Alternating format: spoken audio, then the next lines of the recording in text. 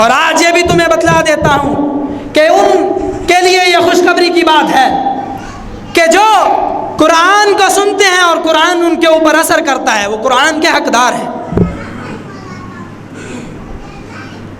قرآن کیا اثر کرے؟ قرآن کہتا ہے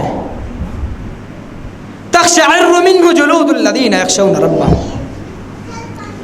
یہ اللہ کی کتاب بار بار پڑھے جانے والی کتاب، ایک دفعہ پڑھ کے گزرنے والی نہیں، جو آج پڑھا وہی کل بدل کے الفاظ وہی حکم دوبارہ آ گیا، بار بار پڑھے جانے والی کتاب۔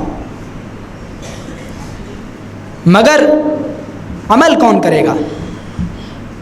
تخشعر منہ جلود الذین یخشون ربہم، کہ ذمہ دار وہی ٹھہرائیں گے، اس آیت کے حقدار وہی ٹھہرائیں گے کہ جب جہاد کی آیات آ جائے اللہ سے ان کے دلوں میں دعائیں اٹھے کہ اللہ، کہ جب تیرے سامنے کھڑا ہوں آج جہاد کا موقع دے دے، کل قیامت کے دن شرم سے مر نہ جاؤں۔ اللہ آج میرے دل میں خواہش ہے، مگر آج کا یہ مسلمان کہ جس نے اپنی اولادوں سے یہ امیدیں لگائی ہیں کہ اس کو ڈاکٹر بنانا ہے اور اس کو انجینئر بنانا ہے اور اس کو بے غیرت بنانا ہے۔ کل کے مسلمان تھے کہ بچپن میں ہاتھوں میں تلواریں پکڑایا کرتے تھے اور جاؤ جا کے بہادر بنو، کل جب میدان سجے تو ہمارے ناموں کو زمین پہ نہ رولنا۔ من يهده الله فلا مضل له ومن يضلل فلا هادي له وأشهد أن لا إله إلا الله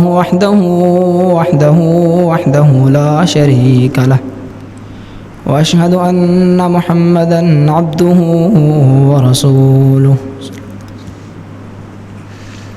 اللهم صل على محمد وعلى آل محمد صلى الله عليه وسلم كما صليت على إبراهيم وعلى آل إبراهيم إنك حميد مجيد اللهم بارك على محمد وعلى آل محمد صلى الله عليه وسلم كما باركت على إبراهيم وعلى آل إبراهيم إنك حميد مجيد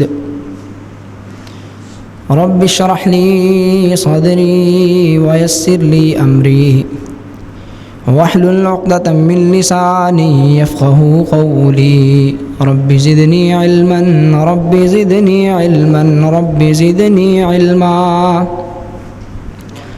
اللهم آت نفسي تقواها وزكها أنت خير من زكاها أنت وليها وأنت مولاها اللهم اجعلنا هاديا مهديا يا أيها الذين آمنوا اتقوا الله حق تقاته ولا تموتن إلا وأنتم مسلمون يا أيها الناس اتقوا ربكم الذي خلقكم من نفس واحدة وخلق منها زوجها وبث منهما رجالا كثيرا ونساء واتقوا الله الذي تساءلون به والأرحام إن الله كان عليكم رقيبا يا أيها الذين آمنوا اتقوا الله وقولوا قولا سديدا يصلح لكم أعمالكم ويغفر لكم ذنوبكم ومن يطع الله ورسوله فقد فاز فوزا عظيما أعوذ بالله من الشيطان الرجيم بسم الله الرحمن الرحيم قل هو الله أحد الله الصمد لم يلد ولم يولد ولم يكن له كفوا أحد أو كما قال الله تعالى جاهدوا المشركون بأموالكم وأنفسكم بألسنتكم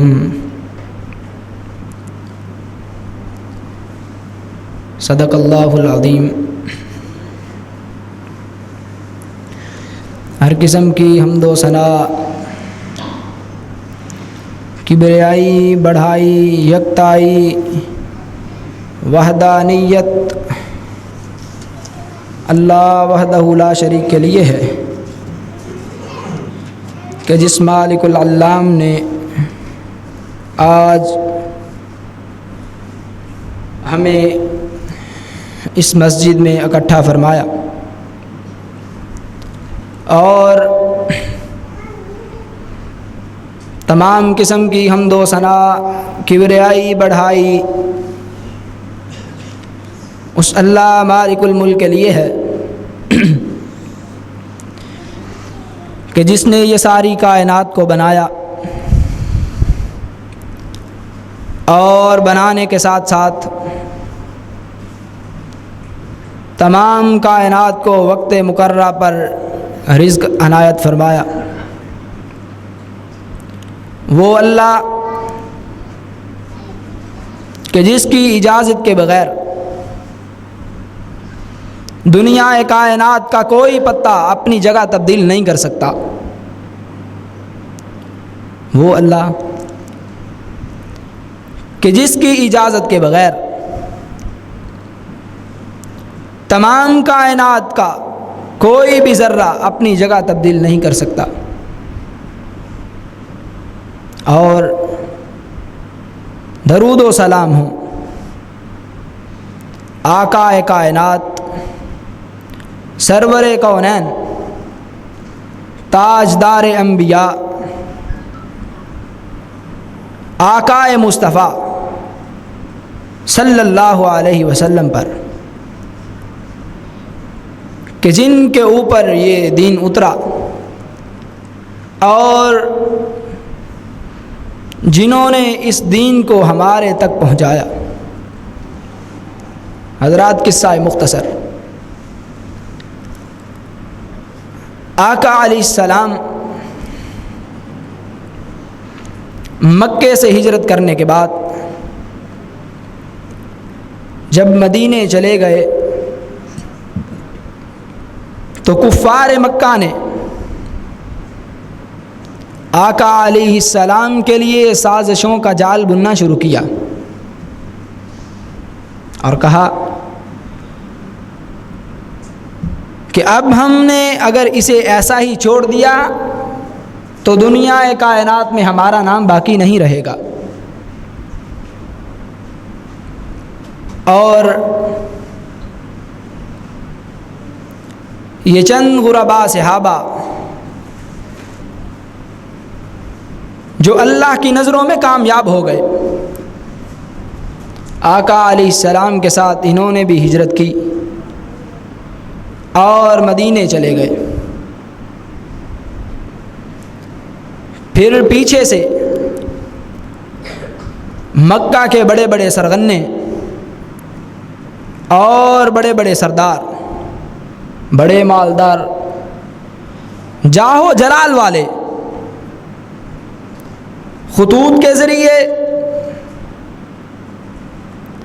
اور وفود کے ذریعے یہ چند مسلمانوں کی مخالفت کرنے پر تلے ہوئے تھے اور طرح طرح کی باتیں، دھمکیاں لکھ لکھ کر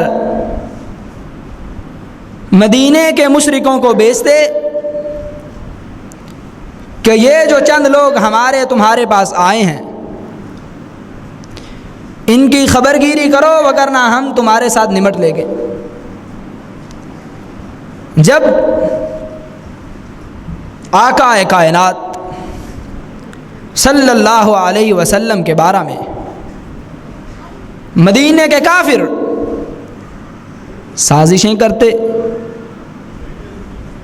یا ان کے خلاف کوئی کارروائی کرتے تو آقا علیہ السلام وہاں پہنچ جاتے،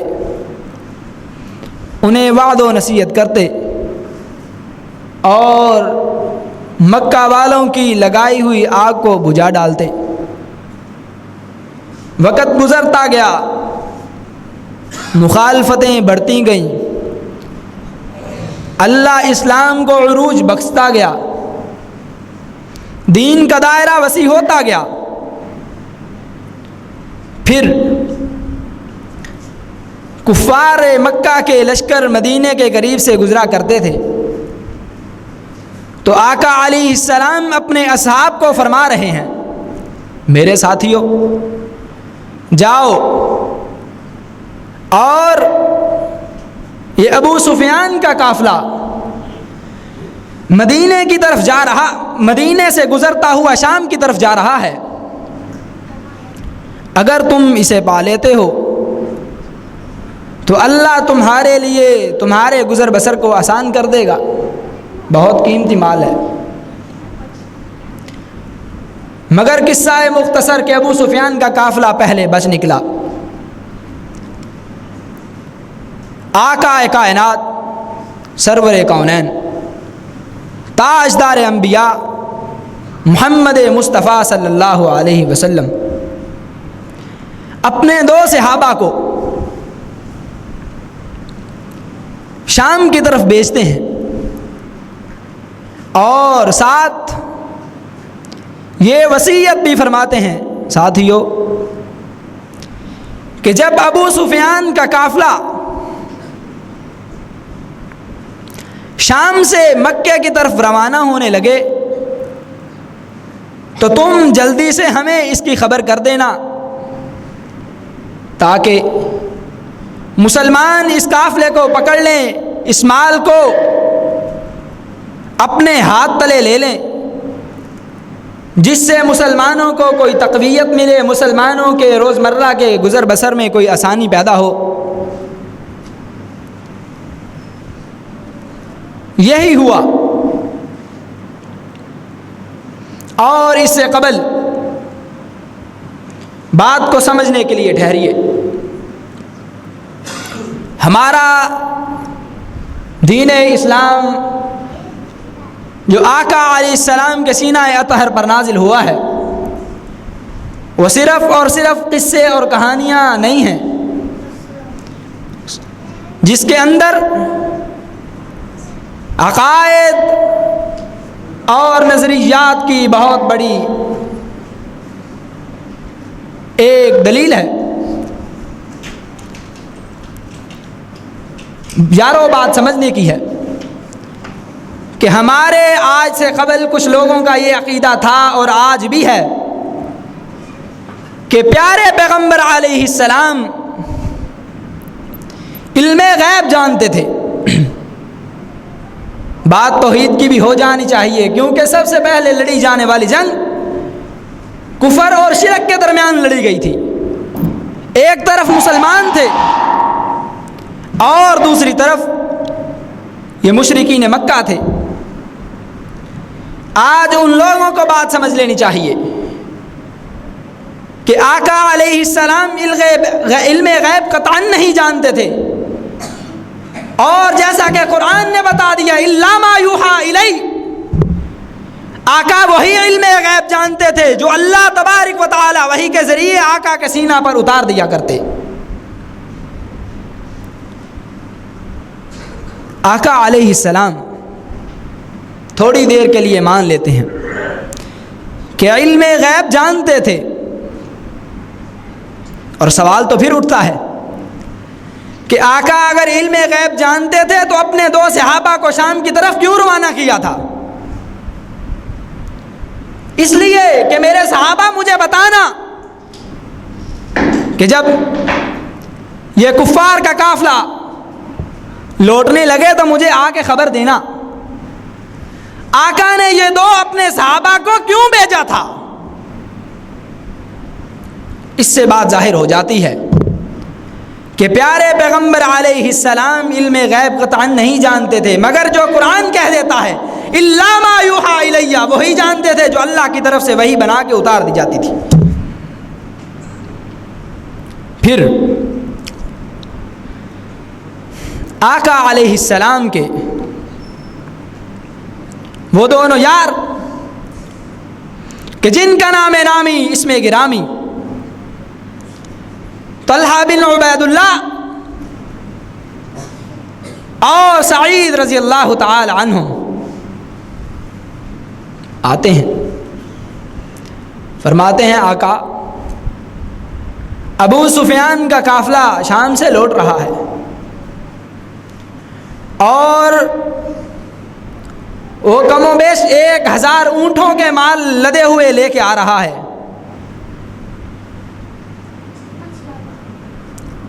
آقا علیہ السلام اپنے یاران میں اعلان فرما دیتے ہیں، ساتھیو ایک دفعہ دوبارہ موقع ہے کہ جاؤ، ابو سفیان کا قافلہ اندازہ لگانے والوں نے لگایا جس کے اوپر تقریباً 262 کلو سونے کی مالیت تھی۔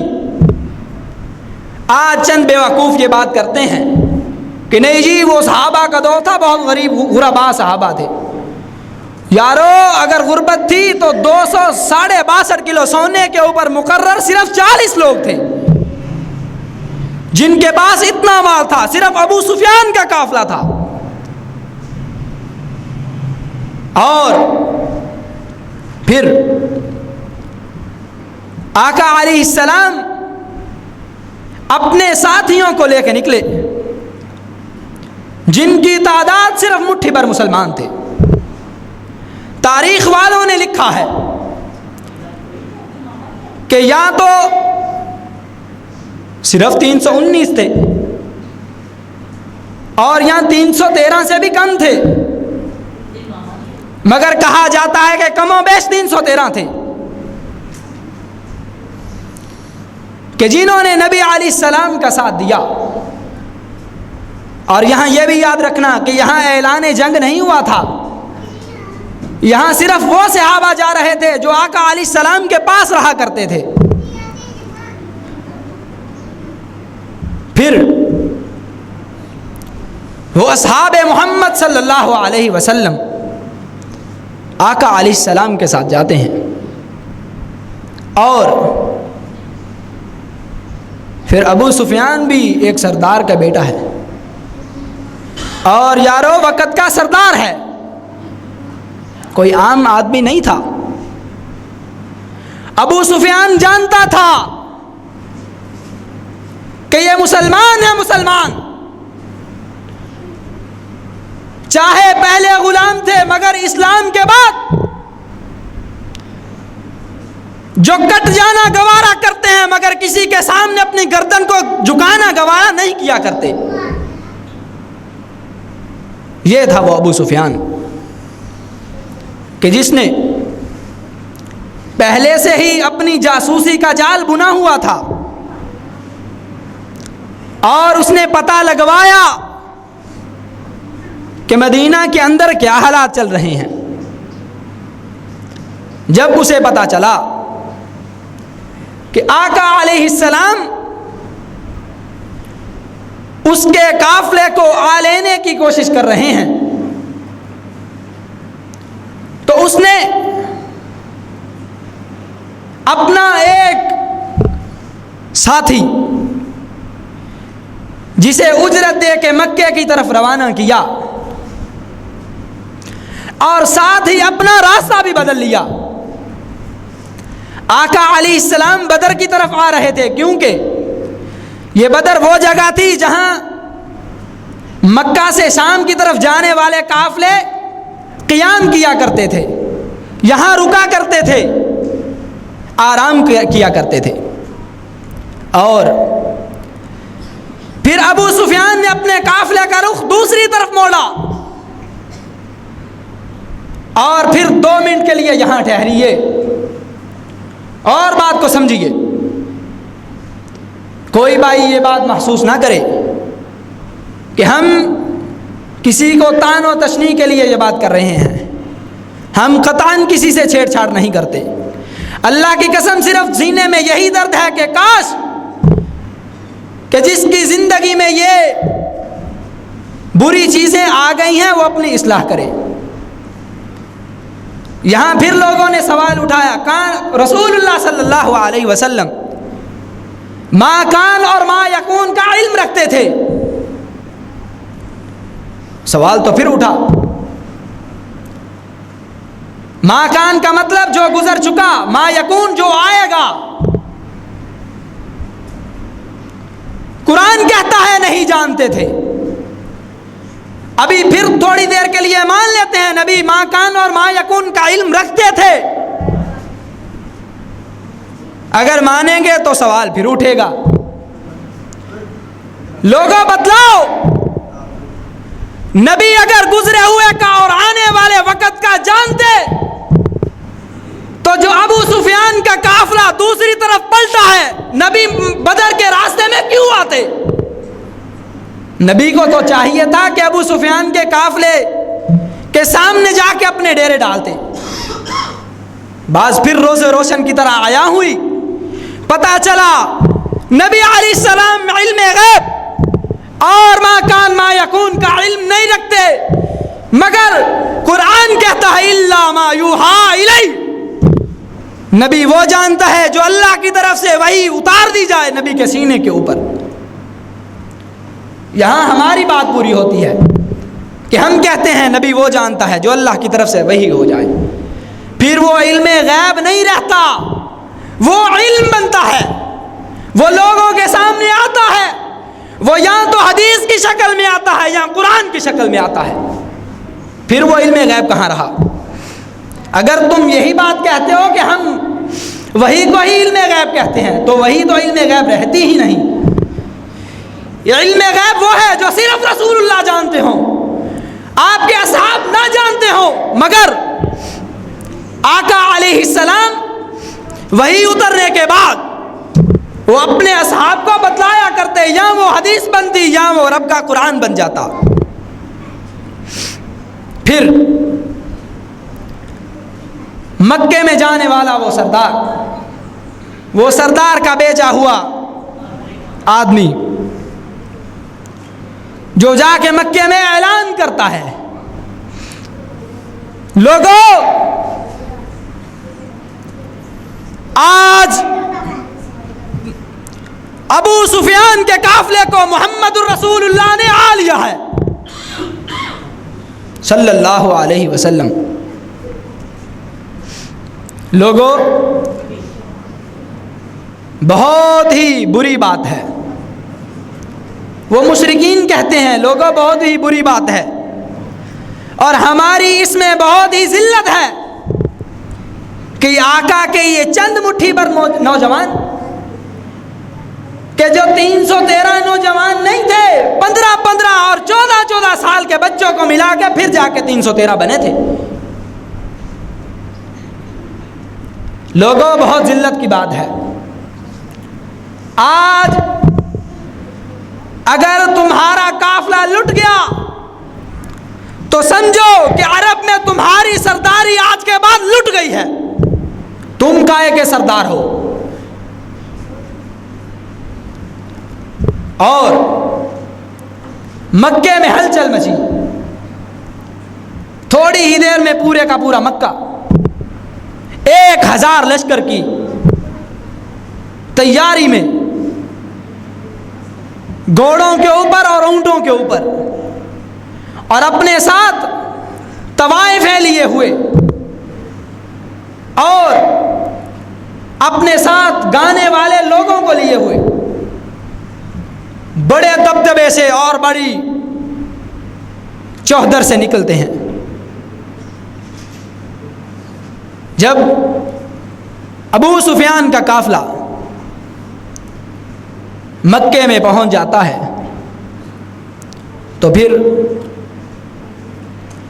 وہ ایک آدمی کو بھیجتا ہے کہ جاؤ، جو آج مکے سے قافلہ گیا ہے انہیں بتلا دو کہ ابو سفیان کا قافلہ صحیح سلامت مکے پہنچ چکا ہے، تو اس لیے تمہیں چاہیے کہ تم واپس لوٹ آؤ۔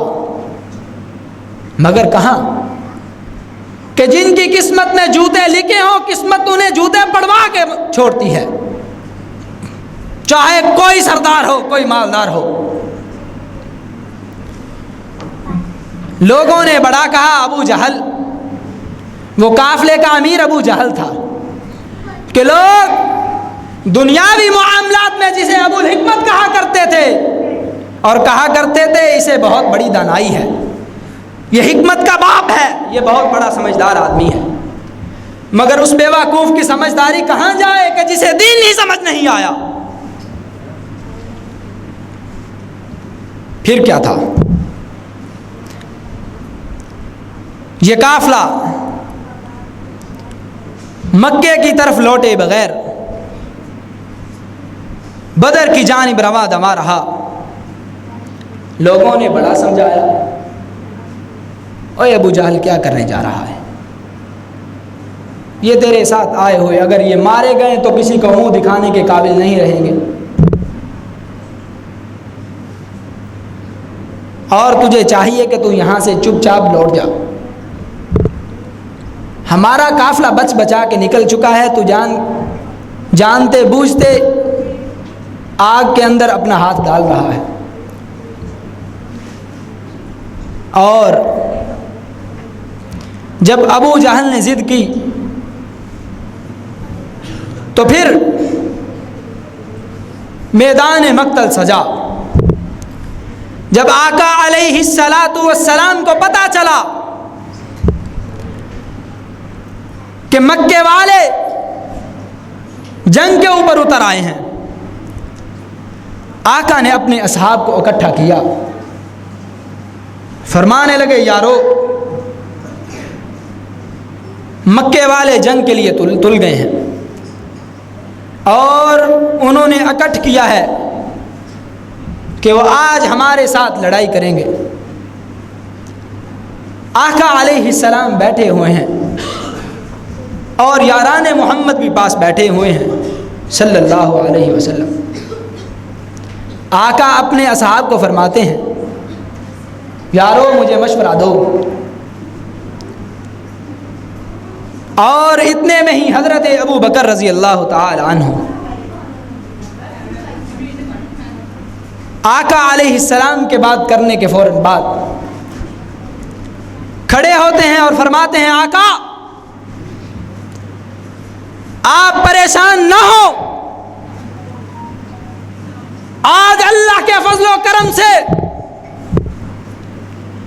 حق و باطل کے درمیان جو مارکا پیش آئے گا، آقا اللہ تمہیں نصرت و کامیابی سے ہمکنار کرے گا۔ آقا کو بڑی مسرت ہوئی، بڑی خوشی ہوئی۔ آقا علیہ السلام پھر فرمانے لگے لوگو مجھے مشورہ دو، یہ جو پہلے پہل کھڑے ہو رہے ہیں یہ مہاجرین ہیں، اور آقا علیہ السلام کی خواہش تھی کہ کوئی انصاری کھڑا ہو کہ ہم جن کے پاس آئے ہیں وہ ہماری مدد کرنے کے لیے اٹھتے ہیں کہ نہیں اٹھتے۔ جب آقا نے دوسری مرتبہ پوچھا تو عمر فاروق رضی اللہ تعالی عنہ کھڑے ہوئے۔ پھر آقا علیہ السلام کے سامنے عمر فاروق نے بہت پیاری باتیں کی، آقا علیہ السلام کو بہت مسرت ہوئی۔ پھر فرمایا لوگوں مجھے مشورہ دو۔ سیدنا مقداد رضی اللہ تعالی عنہ کھڑے ہوئے، بہت ہی پیاری باتیں کی، آقا علیہ السلام کو بہت خوشی ہوئی، فرمایا لوگوں مجھے مشورہ دو۔ پھر سیدنا سعد بن معاذ رضی اللہ تعالی عنہم کھڑے ہوئے اور فرمانے لگے آقا مجھے اس طرح محسوس ہوتا ہے کہ جیسے آقا آپ مجھے مخاطب ہو کے فرما رہے ہیں، آقا آپ انصار کو فرما رہے ہیں کہ لوگوں مجھے مشورہ دو۔ فرمانے لگے آقا اللہ کی قسم انصار تمہارا ساتھ چھوڑنے کے لیے کبھی تیار نہ ہوں گے، آقا آپ اگر کہتے ہیں تو یہ انصار سمندروں میں گھوڑے دوڑانے کے لیے ابھی تیار ہیں۔ آقا علیہ السلام نے اللہ اکبر کہا، بہت ہی خوشی ہوئی، اور 17 رمضان المبارک 2 ہجری بعد از فجر یہ مارکا آرا جنگ، ایک طرف مسلمان اور دوسری طرف کافروں کے بڑے بڑے سردار۔ آقا علیہ السلام نے اپنے اصحاب کو بہت سی نصیحتیں فرمائیں۔ آقا علیہ السلام ایک اونچی جگہ چڑھ گئے اور اللہ کے سامنے التجائیں کر رہے ہیں، اللہ جس چیز کا تو نے میرے ساتھ وعدہ کیا ہے اللہ آج وہ میرے لیے مدد اتار دے. پھر کیا ہوا؟ دونوں طرف میدان جنگ سجا. کفار نے اپنے 3 بڑے سردار بھیجے. ایک کا نام عتبہ، شیبہ اور ولید، ایک باپ بیٹا اور ایک بھائی.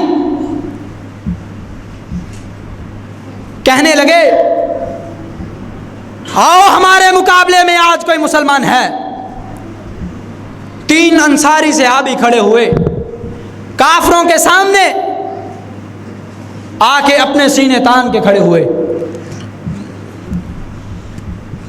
اپنی بہادری پہ ناز کرنے والوں نے کہا اور جاؤ جا کے ہمارے مقابلے کے لاؤ جو ہمارے ساتھ لڑ سکے. تم کون ہو؟ ہم تم سے لڑنا اپنی توہین سمجھتے ہیں. غرور سے اٹے ہوئے، تکبر سے لبریز، آقا علیہ السلام نے اس چھوٹی سی جماعت سے مخاطب ہو کے فرمایا قم یا حمزہ، حمزہ کھڑے ہو جاؤ. اب علیہ السلام کا سگا چچا. آقا نے ابو عبیدہ کو کھڑا کیا. آقا علیہ السلام نے علی رضی اللہ تعالی عنہم کو کھڑا کیا. اور پھر مارکہ کارزار سجا. ایک ہی لمحے میں جھپٹ مار کے تینوں کی گردنوں کو سرتن سے جدا کیا. آقا علیہ السلام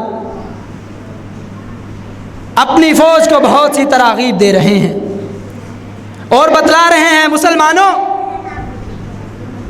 جب یہ کفار تمہارے نزدیک آ جائیں پھر اپنے تیروں کا استعمال کرنا، اور زیادہ قریب ہوں پھر نیزوں کا استعمال کرنا، اور زیادہ قریب ہوں پھر تلواروں کا استعمال کرنا.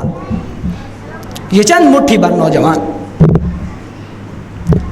آقا علیہ السلام ایک اونچے چبوترے پہ اللہ کے سامنے گریہ وزاری فرما رہے ہیں اور ساتھ یہ کہہ رہے ہیں اللہ آج یہ تیرے دین کے چند مسلمان جو میں یہ میدان مقتل میں لا کے کھڑا ہوا ہوں، اللہ آج یہ مارے گئے، کل قیامت تک تیرا اس کائنات میں کوئی نام لینے والا باقی نہیں بچے گا.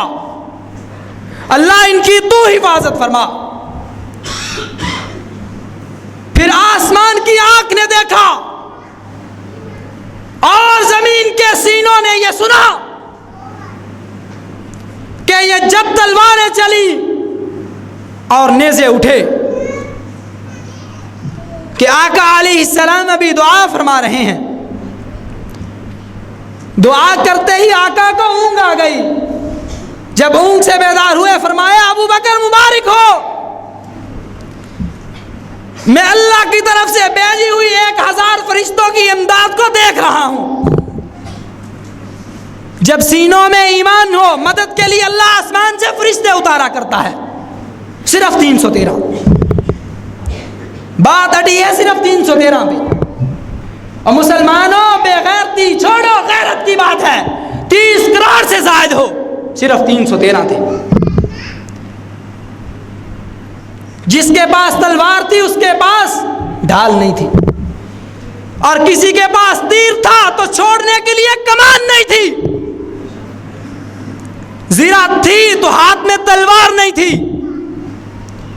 تھا تو سینے میں ایمان تھا، ساتھ میں محمد کا فرمان تھا، اور ہاتھ میں اللہ کا قرآن تھا کہ اللہ کا قرآن فرما رہا تھا جاہدوا المشرکین بألسنتکم اللہ اکبر کبیرہ. اور پھر وہ مثالیں قائم ہوئی کہ جو آج بھی سن کے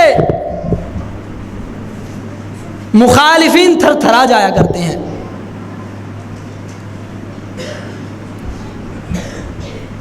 ایک واقعہ سنائے دیتا ہوں. افرا کے دو بیٹے رضی اللہ عنہا، آقا کی بڑی ہی پیاری صحابیہ، جس نے اپنے 7 بیٹے اس میدان مقتل میں اتارے تھے۔ شرم کی بات ہے کہ آج کسی کو یہ نام دے کر نہیں پکارا جاتا کہ یہ میں نے اللہ کے دین کے لیے دیا ہے۔ یارو وہ افراد تھی کہ جن کو رب نے قرآن میں نویدیں سنا دی تھی، رضی اللہ عنہم ورضوا عنہ، کہ جس نے اپنے 7 بیٹے میدان مقتل میں لا کے چھوڑے تھے اور اپنے بیٹوں کو یہ نصیحت کی تھی، بیٹو یا تم قتل ہو جانا یا اسے قتل کر دینا جو نبی کو گالیاں دیا کرتا تھا۔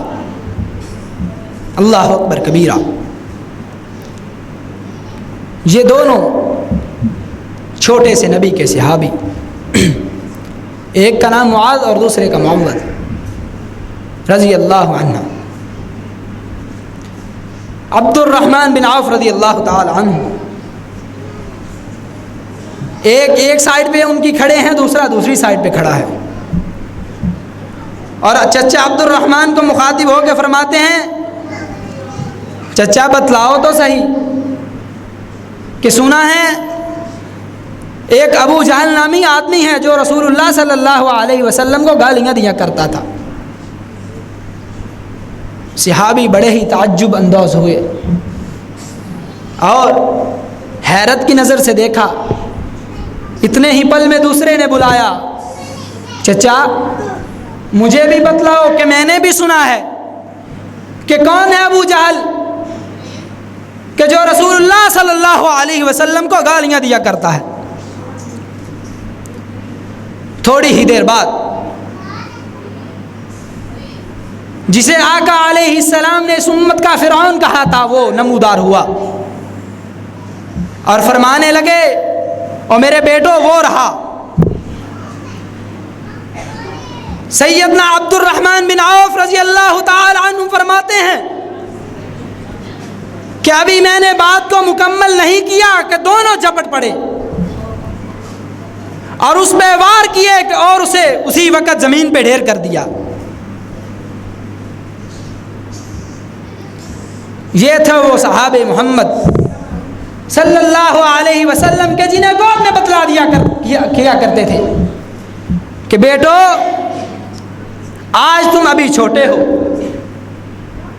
اور یہ بات کو اچھی طرح ذہن نشین کرو کہ جب اللہ تمہیں جوان کرے تو تم نے رسول اللہ صلی اللہ علیہ وسلم کی رسالت کے لیے لڑنا ہے۔ اور آج بڑی شرمندگی کی بات ہے، دل خون کے آنسو روتا ہے کہ صرف 313 جو ہجرت کر کے آئے بخاروں کے مارے ہوئے تھے،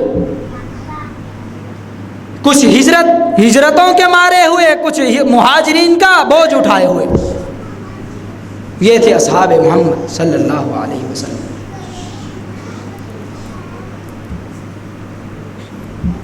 رسول اللہ صلی اللہ علیہ وسلم نے آ کے ابو بکر رضی اللہ تعالی عنہ کو یہ جب خوشخبری سنائی تو اسی جنگ میں سیدنا عباس رضی اللہ تعالی عنہ ابھی اسلام کی تعلیمات سے جڑے نہیں تھے کہ ایک صحابی نے انہیں پکڑ لیا اور باندھ لیا اور آقا علیہ السلام کے پاس لایا، کہنے لگا اے اللہ کے رسول، میں نے تمہارے چچے کو جو ابھی دین اسلام سے واقف نہیں ہوا تھا پکڑ کر آپ کے پاس لایا ہوں۔ عباس رضی اللہ تعالی عنہ فرماتے ہیں اے اللہ کے نبی، مجھے اس نے نہیں پکڑا، مجھے جس نے پکڑا تھا وہ اب ان میں نظر نہیں آ رہا، اس کے سر پہ بال نہیں تھے۔ اللہ کے نبی اس کا رنگ بہت سفید تھا۔ آقا صحابی کو فرمانے لگے اے اللہ کے صحابی، اے اللہ کے بندے، میرے صحابی، اللہ نے تیری فرشتے کے ساتھ مدد کی ہے کہ جس نے ابن عباس کو پکڑا تھا وہ اللہ کا فرشتہ تھا. اور جب یہ جنگ کا میدان ختم ہوا، 70 مارے گئے، 70 پکڑے گئے. آقا علیہ السلام نے اپنے اصحاب کو بلایا اور فرمانے لگے یارو اب جو قیدی ہو گئے ہیں ان کا کیا کرنا ہے. آقا کے ساتھی، جنتوں کے حقدار، اصحاب محمد صلی اللہ علیہ وسلم، عمر فاروق کھڑے ہوئے، فرمانے لگے اے اللہ کے رسول، ان کا فیصلہ یہ ہے کہ آج جو میرے رشتہ دار ہیں وہ میرے حوالے کیے جائیں، جو ابو بکر کے رشتہ دار ہیں وہ اس کے حوالے کیے جائیں. اللہ کے نبی جو یہ پکڑے جانے والے مشرک جس صحابی کے رشتہ دار ہیں اس کے حوالے کر دیے جائیں کہ وہ ان مشرکوں کی گردنیں اپنے ہاتھوں سے ماریں. اس کے بعد ابو بکر رضی اللہ تعالی عنہ کھڑے ہوئے. یارو آج عمر کے دین کا انکار کرنے والوں نے حد کی ہے. اگر عمر مسلمان نہیں تھا تو عمر کو کفار کی گردنیں اڑانے کی کیا ضرورت تھی. ابو بکر کھڑے ہوئے، فرمانے لگے آقا یہ جو 70 پکڑے گئے ہیں آقا ان سے جزیہ لیا جائے. مسلمانوں کے حالات بہت کمزور ہیں آقا، مجاہدین کے لیے سواریاں بھی نہیں ہوتی آقا، جہاد میں جانا ہوتا ہے، اللہ نے راستوں کو کھول دیا ہے، کسی کے پاس تلواریں نہیں ہوتی آقا، اس لیے ان سے جزیہ لینا چاہیے اور اپنے جنگی حالات کو مضبوط کرنا چاہیے. تھوڑی دیر بعد آسمان سے جبریل امین آ جاتے ہیں. آقا مصطفیٰ صلی اللہ علیہ وسلم عمر فاروق دیکھتے ہیں کہ آقا رو رہے ہیں اور پاس بیٹھے ابو بکر بھی رو رہے ہیں. عمر فاروق آئے، آقا کیا بات ہے، اللہ کے نبی کیا ماجرا ہے، مجھے بھی بتلائیے کہ میں بھی روؤں. آقا فرمانے لگے عمر تجھے مبارک ہو کہ رب کا فیصلہ بھی وہی تھا عمر فاروق جو تیرا فیصلہ تھا. آج بھی کوئی عمر فاروق کے ایمان کا انکار کرے وہ خود تو کافر ہو سکتا ہے، عمر کو کافر کہلوا نہیں سکتا. یارو قصہ ہے مختصر، اگر اس کائنات میں ابو بکر اور عمر مومن نہیں تو اس کائنات میں آج تک کوئی مومن آیا ہی نہیں ہے.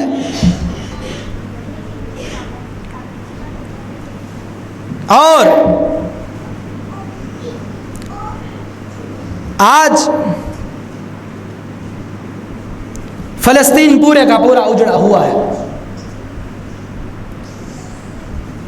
اور ان ملاؤں کو کچھ نظر نہیں آتا.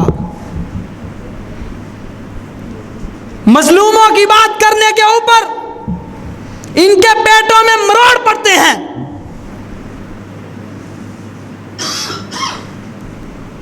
یارو وہی فلسطین کہ جسے انبیاء سرزمین کہا گیا آج وہ رو رو کے پکار رہی ہے اور تمہارے خلاف بد دعائیں بھی کر رہی ہے. اللہ وہ صرف 313 تھے.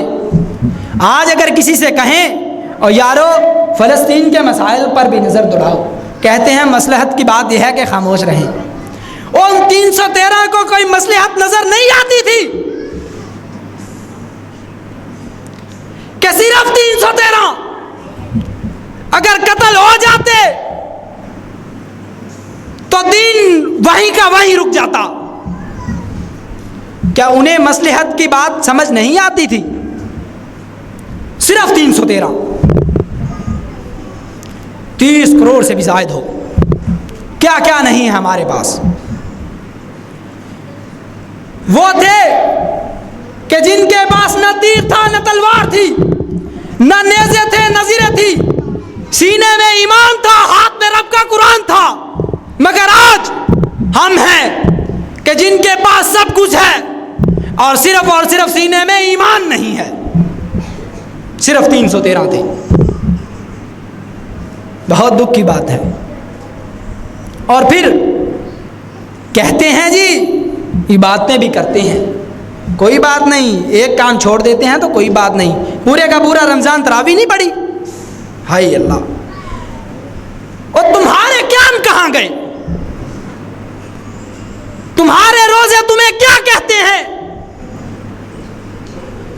کیا تمہاری نمازیں ہیں کہ رب کا قرآن کہتا ہے تقشعر منہ جلود الذین یخشون ربہم۔ مومن تو وہ ہوا کرتے ہیں